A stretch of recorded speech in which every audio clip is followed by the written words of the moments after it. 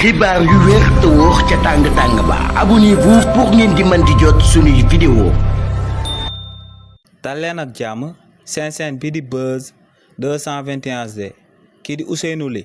di ministre porte-parole yëkkati na ay kàddu daal di koy jëmale ci kàddu yi nga xam ne moom la premier ministre bii di Ousmane Sonko yëkkati woon te mu daal di wax que ne réewu Sénégal daal dinay toog at te lebul benn bor bu bàyyeekoo ci FMI waaye tamit lebul benn bor bu bàyyeekoo ci banque mondiale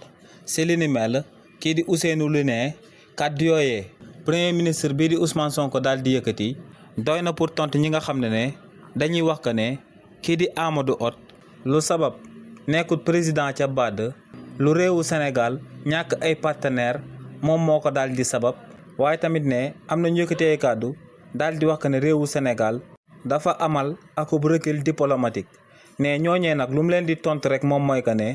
réewu Sénégal léegi dafa jël beneen yoon jëmale ko ci nim daan lebee xaalis fépp ci àdduna bi ne li ni mel moom moo sabab mu daal di amal akub emprunt obligataire jëmale ko ci marché de l'UEMOA ne lu sabab nag réewu Sénégal daal di amal li ni mel moom mooy que ne daa bëgg di leb ci franc CFA di fay ci franc CFA contrairement ak yeneen nguur yi fi nekkoon yi nga xam ne dañ doon leb en dollar bu ko defee bu ñuy daal di fay lu ñuy fay mu daal di bëri lool ba jéggi dayoo nee nag réewu Sénégal ginnaaw ba mu lancé emprunt obligataire boobee di doon sàkku 160 milliards de francs CFA ne ci saa si lay partenaire am yi nga xam ne dañoo daal di nekk ci sous-région bi daal di koy lebal xaalis bu takkoo takku jëmale ko ci loolee nga xam ne moom la sàkku woon donc ne de manière diplomatique réewu Sénégal amul benn recul bu mu ci daal di amal ndax ne bis bu taxawee di sàkku dara ay partenaire am yu nekk ci sous-région bi